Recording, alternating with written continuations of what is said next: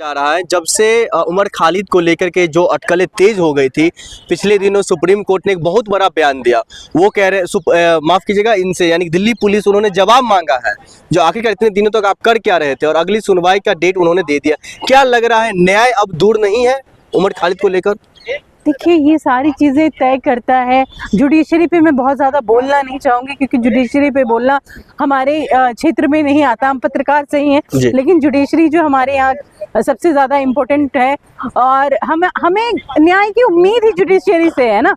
हमें इन्हीं से न्याय की उम्मीद कर सकते हैं, तमाम नेताओं से तो हम कर नहीं सकते। तो जुडिशरी पे हमें यकीन रखना होता है। लेकिन अगर हमें न्याय भी मिले, लेकिन बहुत देर में मिले, तो वो न्याय नहीं रह जाता, जो कि उमर खालिद के साथ हो रहा है। हाँ, लेकिन वही उमर खालिद को लेकर के कन्हैया कुमार उनके साथी रहे, लेकिन उनका बयान नहीं आ पा रहा है कुछ दिनों से।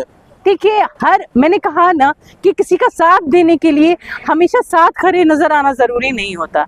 आपको हमेशा, आप कहीं दूर से भी किसी को आप मजबूती दे सकते हो, तो हो सकता है कि वो आप कुछ उनकी अपनी अलग तरह की चीजें चल रही हो, लेकिन बयान देने से क्या होता है, कई बार चीजें और कमजोर होती हैं। तो इसी को करते हुए उमर खालिद से उनका जो भी है, उन्होंने कहा एक पॉडकास्ट में कि इन लोगों के साथ न्याय नहीं हो रहा, ये गलत है। तो क्या लग रहा है आखिरकार इसके पीछे की साजिश कोई पॉलिटिकल जोड़ रहा है? तो कोई कह रहा है जो न्याय में देरी हो रहा है, उनके पिता लगातार प्रोटेस्ट तक कर रहे हैं। देखिए, हमारे देश का अभी जो सिनेरियो बना हुआ है वो ये है कि एक समुदाय को टारगेट करेंगे तो दूसरा समुदाय आपको बहुसंख्यक वोट करेगा। तो सिंपल सा लॉजिक है कि आप लोगों को दिखाएं कि हम इनको टारगेट कर रहे हैं। तो एक तरफ से जो कहते हैं ना कि वो वर्क कर रहा है कि आप बहुसंख्यक को एक करने के लिए आप कुछ चंद लोगों को टारगेट करें। इसी उमर खालिद इसी का शिकार है, क्योंकि उनके ना तो भाषण में कहीं ऐसी कोई बात थी, ना ही उनके चरित्र पे ऐसा कोई दाग है कि उन्होंने कभी लड़ाई मारपीट की हो। लेकिन उनको बिना किसी चार्जशीट के इतने समय तक जेल में रखना, ये भी अन्याय ही कहा जाएगा। इसको पॉलिटिकली इस तरीके से जोड़ा जा रहा है, जो दिल्ली पुलिस ने कुछ इस तरीके कोई साक्ष्य पेश नहीं कर पाई है, लेकिन उसके बावजूद भी कई धाराओं में इनको मतलब जो केस किया ना। पॉलिटिकल चीजें आप देखो, कपिल मिश्रा जिसने खड़े होके दंगे भड़काए, वो बाहर है ना। उस पे तो कार्रवाई नहीं हुई ना। जो दंगों में शामिल थे उन्हें छूट मिल गया, लेकिन आपने कहा कि ये दंगा भड़का सकते हैं, उनको जेल में लिया, तो उनके खिलाफ अभी तक कोई चार्जशीट दाखिल नहीं हुई। बिना किसी कानूनी प्रक्रिया के 5 साल तक कानूनी प्रक्रिया चले, उसके बाद सजा हो तो समझ में आएगा कि इन्होंने ये गलती की थी, इनको सजा मिली है।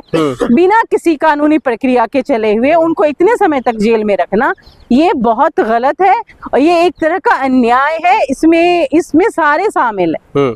इसमें किसी एक को कह देना कि ये गलत होगा, इसमें कहीं ना कहीं सभी शामिल है। ये जो समय है, ये कहते हैं बहुत बड़ा बलवान है। हो सकता है आने वाले दिन में उमर खालिद छूट जाए और अपने जीवन में कुछ अच्छा कर पाए। नहीं, उनके पिता का भी एक जो है वो मीडिया के दौरान बातचीत करते हुए वो कह रहे थे, जो दिल्ली पुलिस गृह मंत्रालय के अंदर में आता है और अमित शाह जी नहीं चाहते जो हमारा बेटा और हमारी बेटियां जो जेल में बंद है दिल्ली दंगा केस में, वो जेल से बाहर आए। देखिए, वो एक पिता है और इतने सालों से हर जगह जगह जाके वो प्रोटेस्ट कर रहे हैं, अपनी बात रख रहे हैं। वो समझ सकते हैं उनका दर्द क्या है अपने बेटे को लेकर। एक बेटा जो बिना किसी जुर्म के जेल में हो, बिना जुर्म साबित किए हुए, यहाँ तक कि उनको अधिकार भी नहीं है अपनी बात रखने का अभी तक। सिर्फ वो बेल मांग सकते हैं जब तक, लेकिन वो कुछ कर नहीं पा रहे। तो वो उनकी सोच है। और ये अमित शाह दिल्ली पुलिस के अंडर में दिल्ली पुलिस है, ये किसी से छिपा तो है नहीं। ये बार बार सारी चीजें टाल देते हैं, लेकिन आज जो गृह मंत्रालय है वो क्या कर रहा है? गृह मंत्रालय जिसे चाहता है उसे छोड़ देता है, जिसे नहीं चाहता उसको अंदर कर देता है।